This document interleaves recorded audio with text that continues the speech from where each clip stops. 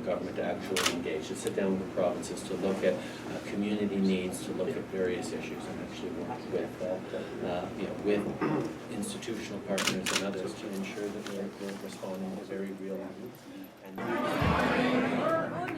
That was quite motivational. I have a question for you before we start. Are the Liberals going to win this riding?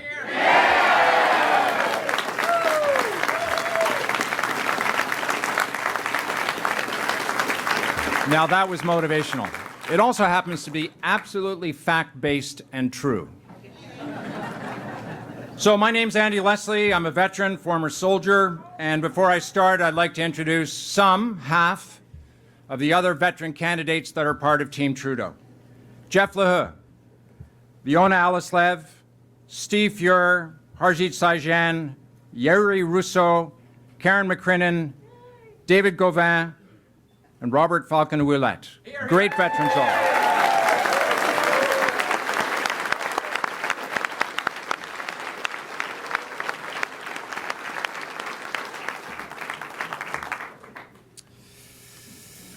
So let's talk about Canada's veterans and leadership.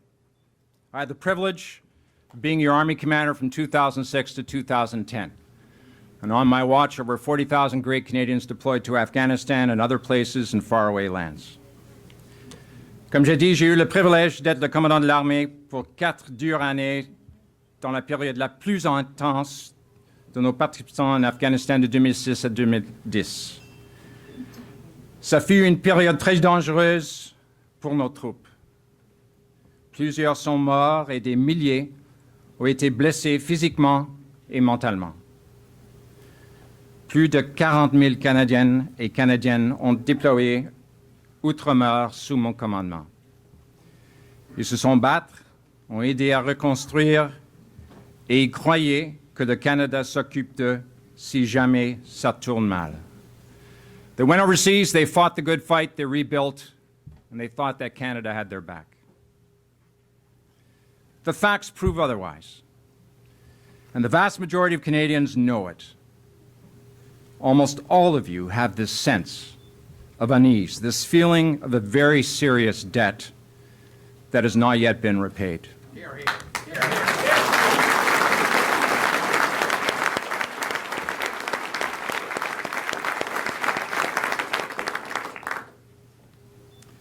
We've got to do more for them and their families.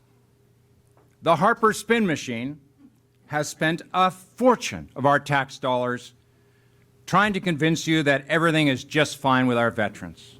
But it isn't. And quite frankly, it's time to move beyond the spin to real leadership that's going to fix this problem. Hear, hear.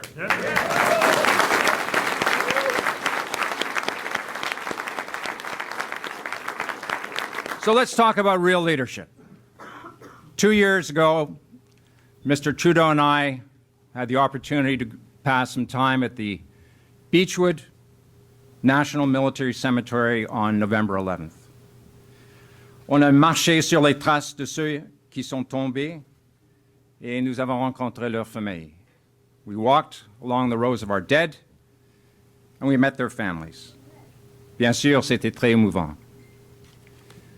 At each grave stop, I would explain, obviously, the name, the particulars, when and how the soldier died, the date, and a little bit about their families. And afterwards, we had the unique and enormous privilege of talking to their loved ones who, like many others on November 11th, make that special effort.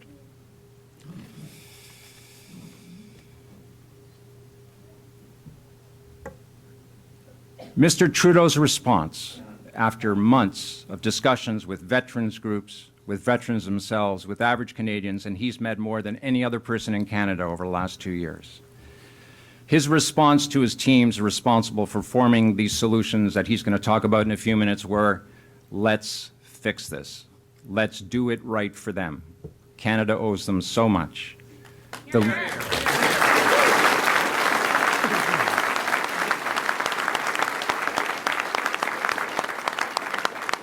It's this attitude of understanding complex issues, fiscally prudent, but aware of that compassionate extending hand which all Canadians expect from their federal government.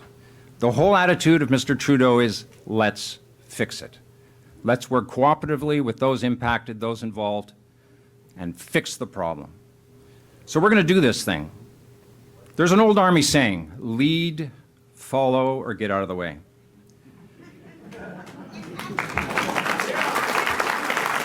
You already know my punchline. Mr. Trudeau's leading on this issue, and you'll hear it from him himself. Follow us. Help us. Don't you dare stand in the way of what we're proposing. And for those who will obstruct, who will stall, who will actually get in the way, it's time for them to move on.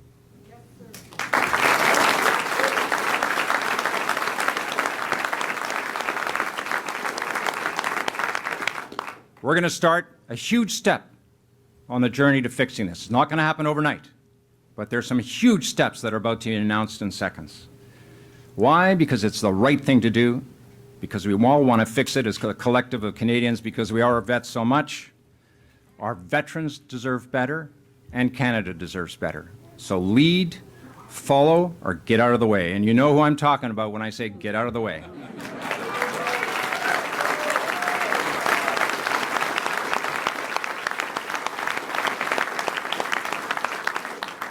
Well, thank you for your attention. Maintenant, I'd like to call to the podium Neil Ellis, the former mayor of Belleville, a great friend of the military, a great friend of CFB Trenton, and by the way, your next MP for this wonderful riding, yes?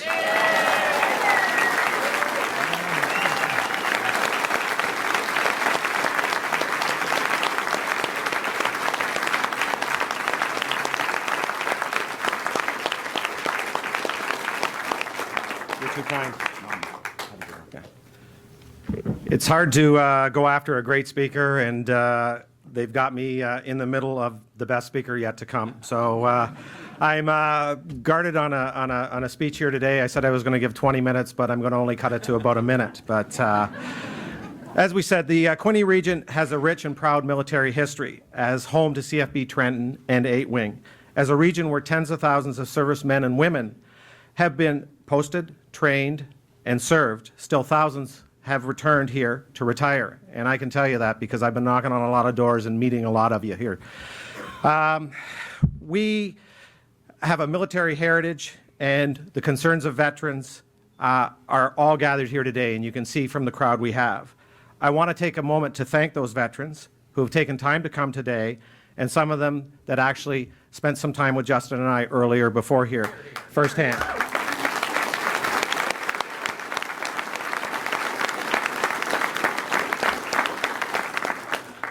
I would also like to recognize many volunteers, too. Volunteers of the Bay of Quinte, volunteers in the party. Without them, it would not make this visit possible today. And also, we have many local dignitaries in the office, or in the room here today. Too many to mention. I'd like to thank the local mayors. Some of them are here, local councillors. And I'd like to point out our candidates here from Kingston. We have Mark Gerritsen here. Mark.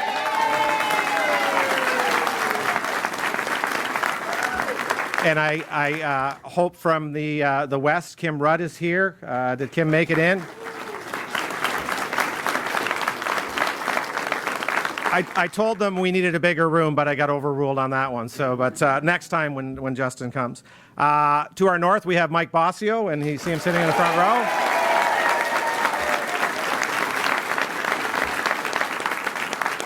And I believe from Durham, Corinna Trails is here also. Yes.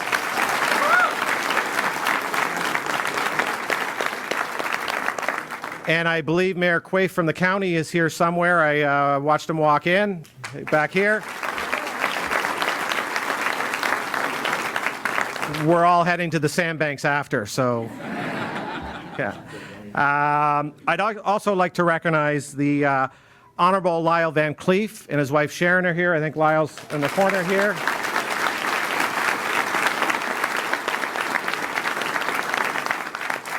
Former MPP from Kingston Island, John Gerritsen.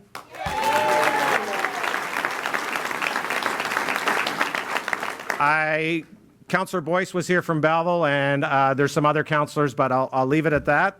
Thanks, Ed, for coming.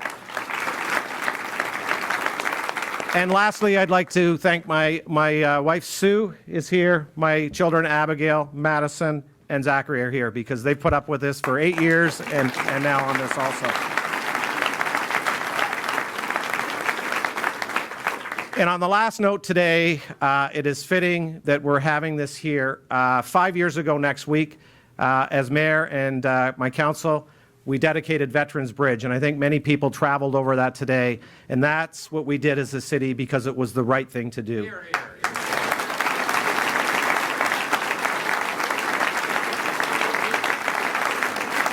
hear. So with that, ladies and gentlemen, veterans and supporters, it's my privilege to introduce to you the next Prime Minister of Canada, Justin Trudeau.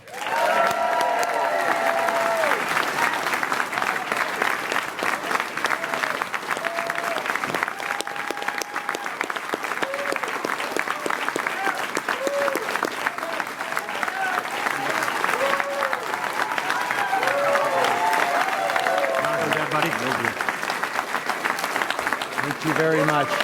Thank you. Thank you.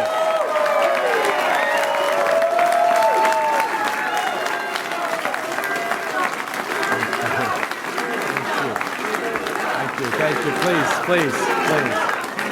Thank you. Thank you very much for that incredibly warm welcome.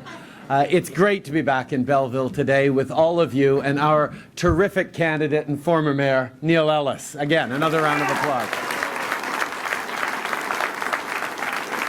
And as Andy mentioned in his incredibly moving opening words, it's also an incredible pleasure for me to be surrounded by so many of our incredible candidates who've served us proudly as members of the Canadian Forces, and I'll name them again.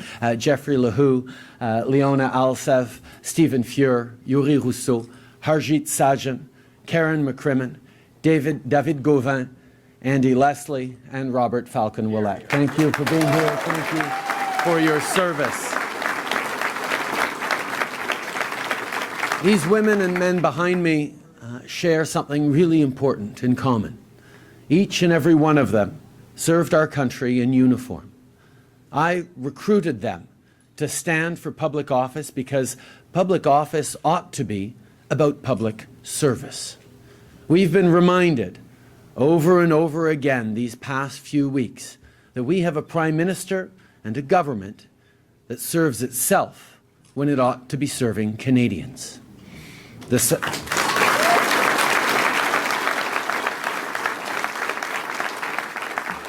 The sad story coming out of that Ottawa courtroom is about a Prime Minister who will do anything to keep himself in power, even if it means misleading Parliament and the Canadian people.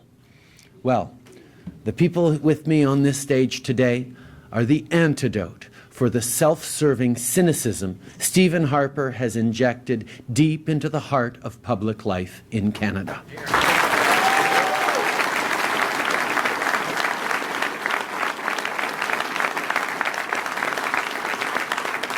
Their valor, their work ethic, their willingness to sacrifice their lives for the values we share and too often take for granted, that's the kind of public service Canadians deserve.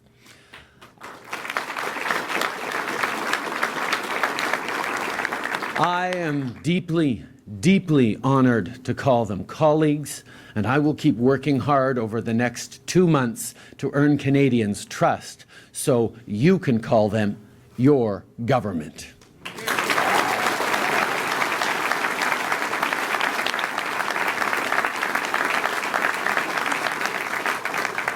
Les hommes et les femmes ici avec moi aujourd'hui ont quelque chose en commun.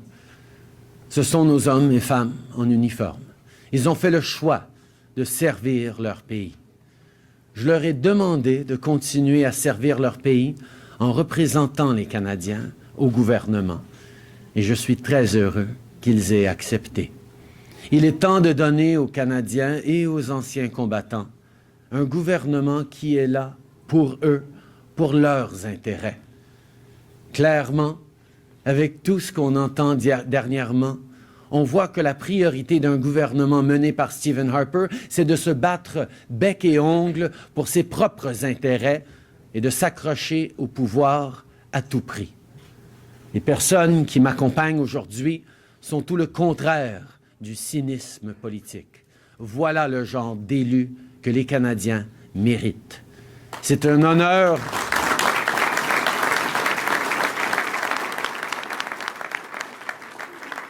C'est un honneur pour moi de les considérer comme mes collègues et votre futur gouvernement.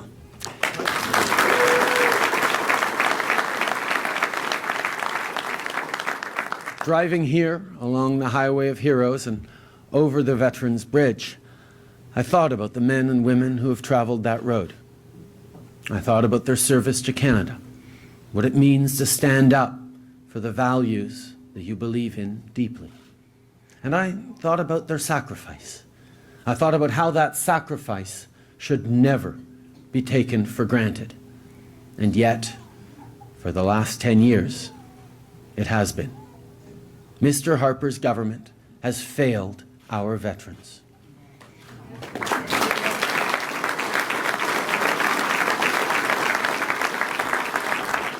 Harper likes to wrap himself in the flag, but he has betrayed the brave men and women who laid down their lives for it.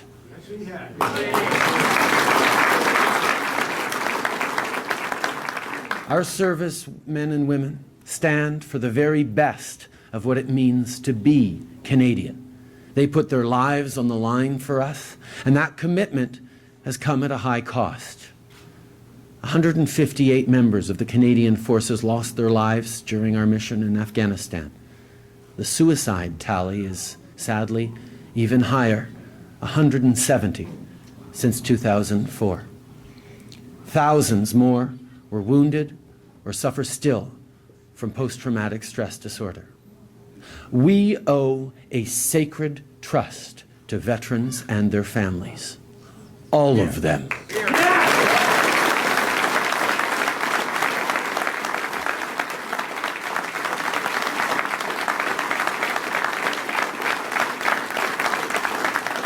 It's an obligation we must meet with respect and gratitude.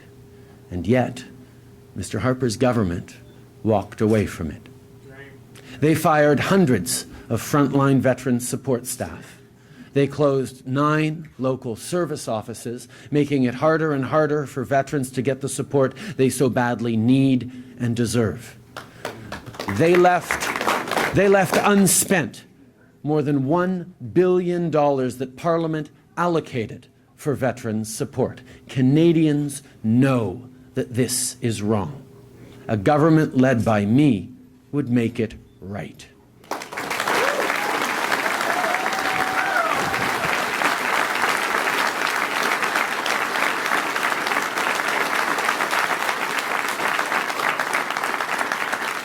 Our veterans deserve respect. They deserve support. And they deserve a real chance at a bright future once they leave active service.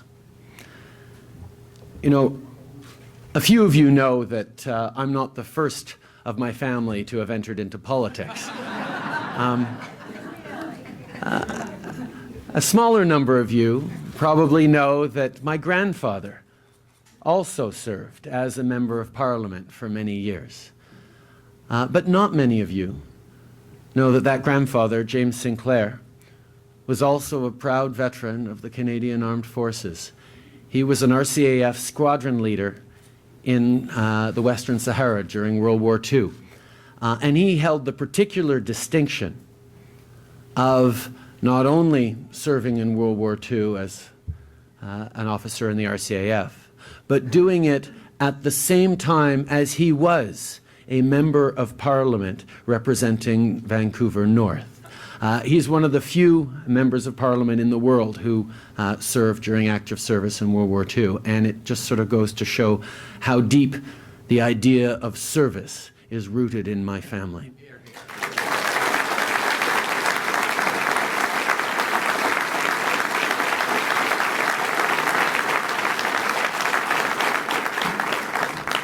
So if I earn the right to serve your country, this country as your Prime Minister, no veteran will be forced to fight their own government for the support and compensation that they have earned. We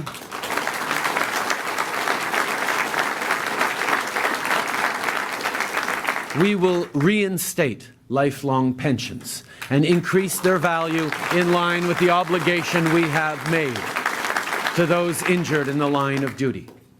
We'll invest $25 million in and expand access to the Permanent Impairment Allowance.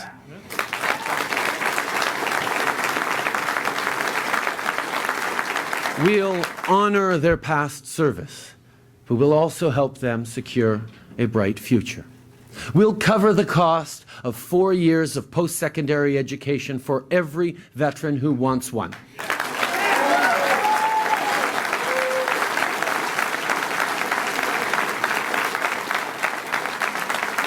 That's 4 years of university, college, or technical education fully funded.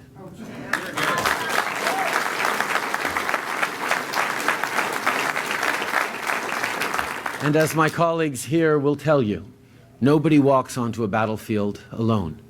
Our veterans stand on the shoulders of some of the most remarkable people in this country, their families.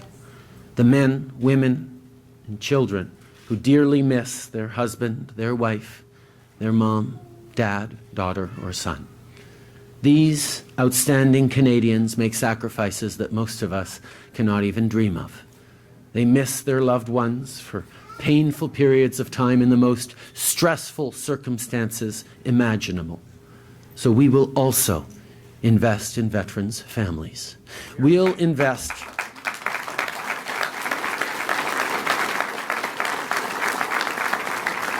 $100 million more per year in family support services.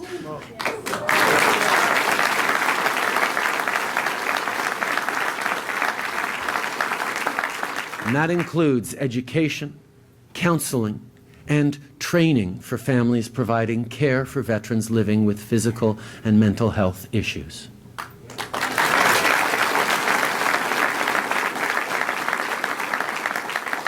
We'll double the last post fund because every veteran deserves a dignified burial.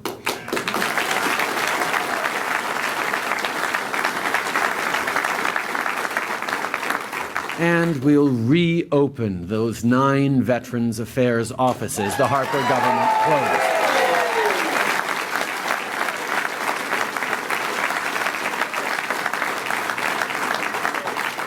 Further, we'll hire 400 frontline service workers, including much-needed case managers, at Veterans Affairs.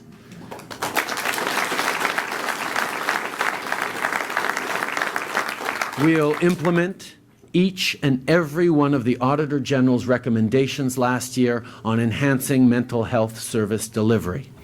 And finally, a Liberal government will make sure that Canada becomes a leader in caring for and supporting veterans. We'll invest $20 million in an endowment to create 2 centres of excellence in veterans' care. Future generations of brave women and men should know that they will be looked after when they finish their service to Canada. There should never be any doubt in their minds.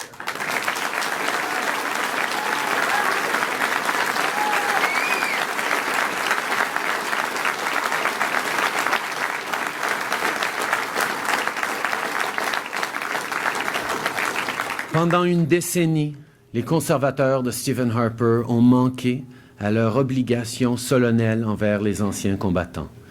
Ils leur ont carrément manqué de respect. Les exemples sont nombreux. Fermeture de 9 centres de services partout au pays, licenciement de centaines d'employés de première ligne, investissements promis mais non livrés en santé mentale. Nous avons une obligation morale de prendre soin de nos hommes et femmes en uniforme lorsqu'ils reviennent à la maison. Nous leur devons respect et soutien. Un gouvernement libéral amènera des solutions et rétablira le lien de confiance entre les anciens combattants et le gouvernement. Nous investirons 100 millions de dollars par année pour mieux soutenir les familles des anciens combattants. Ce programme couvrira l'éducation, le soutien psychologique et la formation de familles qui prennent soin d'anciens combattants qui ont des problèmes de santé mentale ou physique. Nous doublerons le financement du Fonds du souvenir pour que plus d'anciens combattants aient droit à des funérailles dignes. We'll just let you switch those oxygen tanks.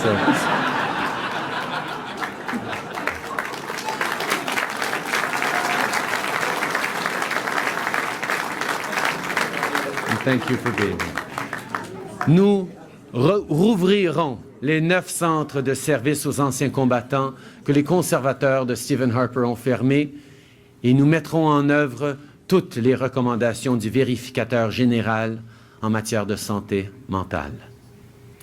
Nous embaucherons 400 nouveaux employés pour fournir des services aux anciens combattants. Nous nous assurerons que le Canada montre l'exemple quand vient le temps de prendre soin de ces hommes et femmes en uniforme. That's our commitment. That's how we'll make things better. That's how we'll bring real change for our veterans.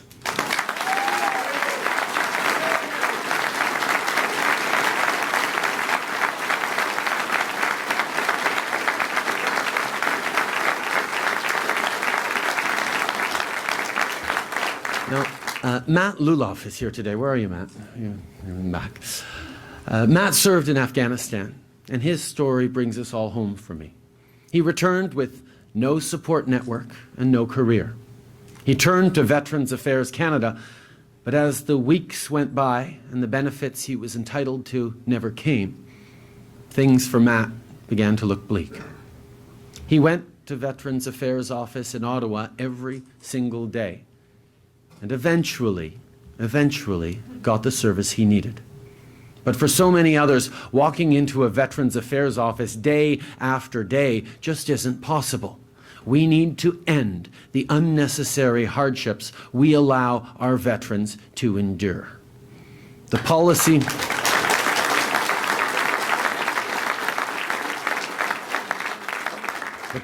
changes we're committing to today would have immediately changed Matt's life and the lives of so many other veterans. Now, I've said this every day since this campaign began, that we need to replace this cynical, tired old government.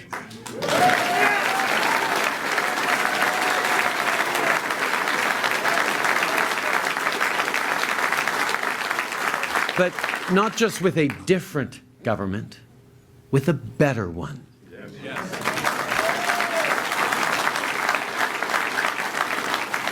And nobody deserves that better government more than the people who put their lives at risk serving this country. There are many, many reasons to end the Harper decade. For me, few are more vital than the way Stephen Harper and this Conservative government have betrayed our veterans. We will make right what they got so very, very wrong.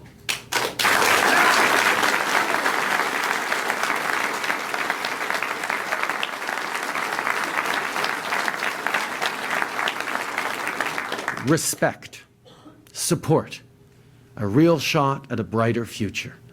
That's what Canada's veterans can count on if we earn the privilege of serving Canadians as their government.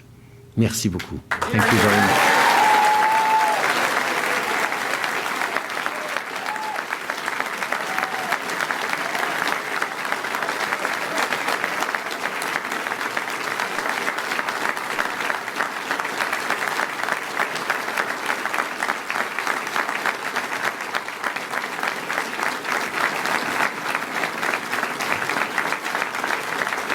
Thank you.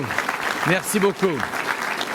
Now, if all of you folks will bear with me, I'm about to do something that politicians don't seem to be doing enough of these days. I'm about to take a whole whack of questions from media. So, Mr. Trudeau, good morning to you. I was talking to a veterans advocate yesterday, and he called your plan massive. He also called it ambitious. But in the same breath, he also questioned how you'll pay for it all. At a time of massive global instability, you yourself have not committed to even immediately balancing the budget. My question is twofold. First, what is the approximate dollar value of the promise made today? And secondly, how will you find the money to pay for this promise? Thank you for your question. First of all, let's recognize where we are. For 10 years, Stephen Harper has been nickel and diming our veterans, lacking the respect and the support that Canadians have earned through service to country, and that's something that we have to fix as a priority. The measures that we've announced today have an ongoing cost of about $300 million a year. This is about doing right by people who have offered everything in service of our country. We will have a fully costed platform out in the coming weeks, but the fact is we have to recognize that Stephen Harper has put us into deficit right now. We will, as Liberal governments do, we will balance the budget, but how long that takes will depend on the size of the mess that Stephen Harper has left behind. What this country needs is a plan for growth, a plan to respect and support Canadians who need that support, and that is what we are focused on. Thank you.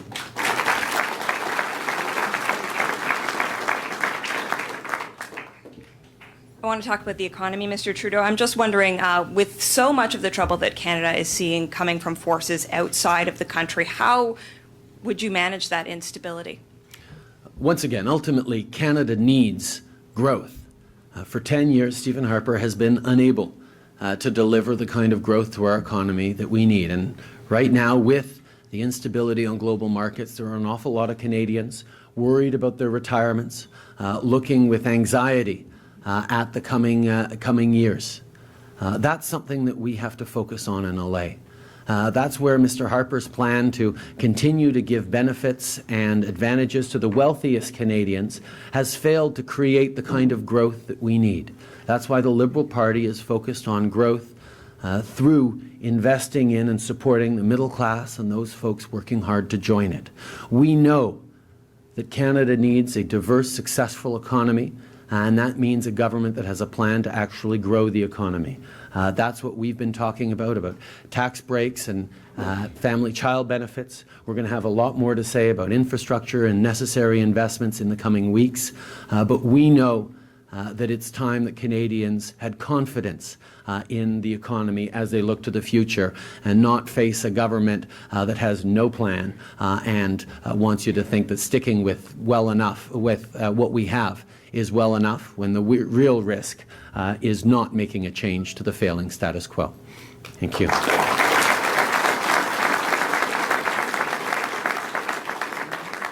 I understand your criticisms of the government, sir, but I'd really like to understand to what degree you think the current troubles are the result of exterior forces, things beyond the Canadian government's control. I think Canada is a trading nation. We will always depend tremendously on global forces. The question is, how do we then deal with it? Do we put all our eggs in the same basket and desperately hope that oil prices will bounce back up, which seems to be the only plan that Mr. Harper has for the future of our economy? Or do we start investing once again in what has always been the strength of this Canadian economy? It's people. People who work hard every day to build a brighter future for themselves and their children.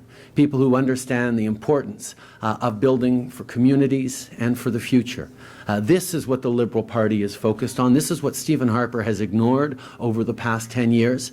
And this is how we're going to make sure that Canada continues to benefit from the extraordinary advantages we have in natural resources and geographic location, but mostly in the incredible people who make up the communities across this country.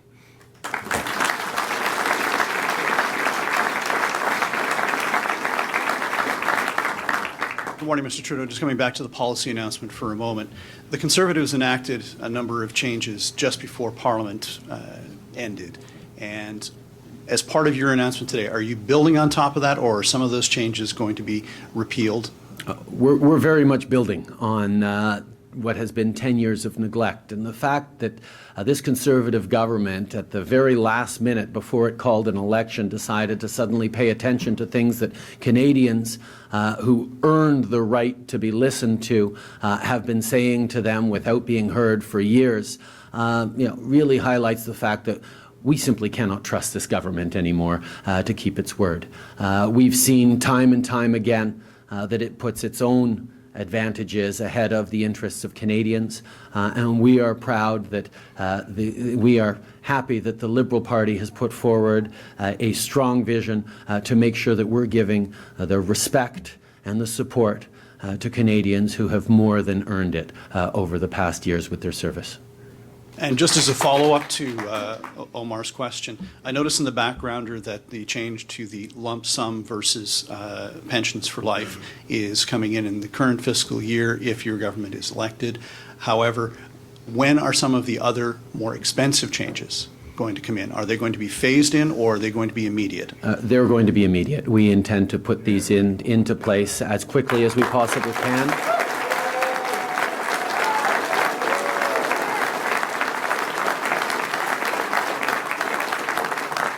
Too many people have been suffering from neglect from too long from this current government.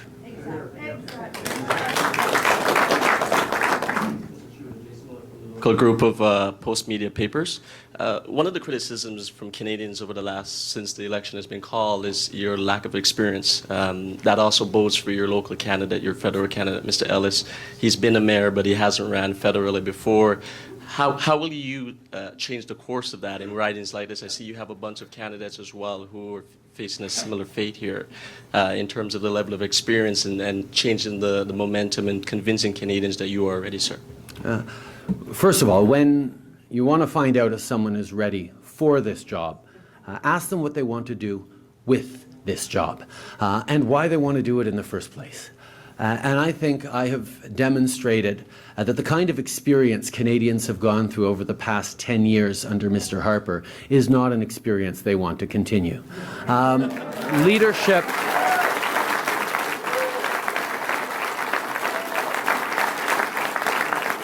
Leadership is about many things, but one of the things I learned from my father is you gather around you extraordinary people to serve, to bring forward solutions, to be strong voices for their communities in Ottawa. And I have to highlight just how happy we are to have Neil Ellis, an extraordinary mayor who served this community extremely well for many years, stepping up to continue to serve this community. Because the one thing that every single one of my candidates will be is not the Prime Minister's voice in their communities, which is what we get now right across the country, but their community's voice in Ottawa.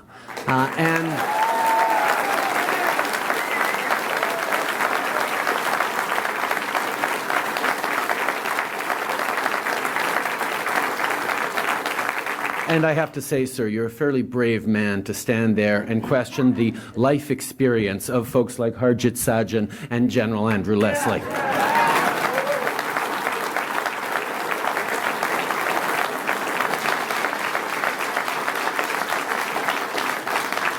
Respectfully so, sir. No offense meant. Of course. I'm teasing you. The one thing I wanted to ask again, Mr. Trudeau, is local families. Yesterday, one of my neighbors came to me and said, if you get a chance to ask Mr. Trudeau this question in terms of families and the benefits, the childcare benefits, and the ability to stay home and take care of children and such, they're a little bit concerned of their understanding of that and what it means for their income level. They feel that families who are in the lower income brackets won't benefit as much. They will still have to have two parents working and seeking childcare and assistance with that. How would this benefit, and how would you explain that to them in terms of it benefiting more middle-class families, sir? Well, I'm extremely thankful that they asked you and that you asked me, because it gives me an opportunity to talk about one of the issues I disagree with Mr. Harper on. Mr. Harper is continuing to send child benefit checks to millionaire families just because they have children. Mr. Mulcair wants to continue to send those checks. The Liberal Party is committing to stopping those checks to Canadians who don't need them and sending larger tax-free monthly benefits to Canadian families who really need the support. What this plan will do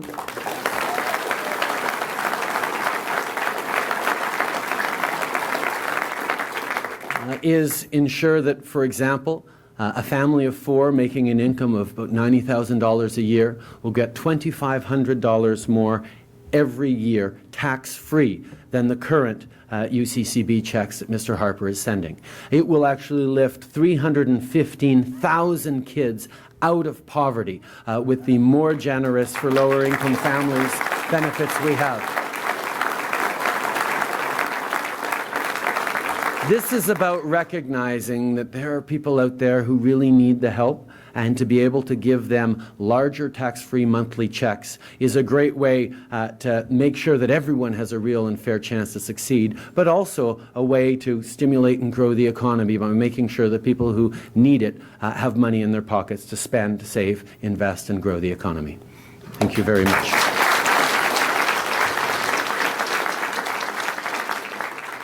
Mr. Trudeau, John Spitters with CJBQ Local. I'm concerned about the local economy. So under your government, should you be elected, will the current decade-long expansion at CFB Trenton, reconstruction, renovation, big-time dollars, will that continue? Because CFB Trenton's the General Motors of this area.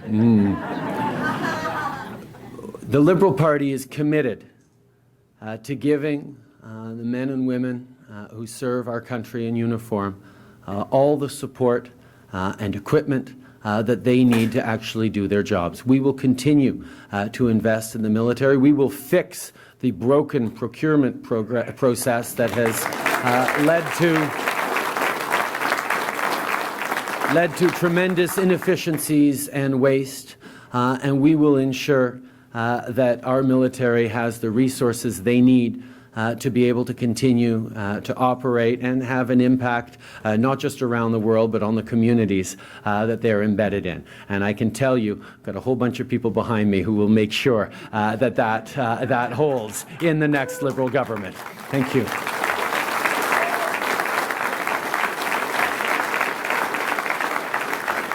Merci beaucoup tout le monde d'être ici. Thank you so much for coming out this morning. We've got 2 months of a campaign. I'm so glad to see you all here. I hope you're volunteering, helping out. I know many of you are. We need to get the message out there that Canada is ready for real change, ready for a better government with a real plan, and that's exactly what we're going to offer. Merci beaucoup tout le monde. Thank you.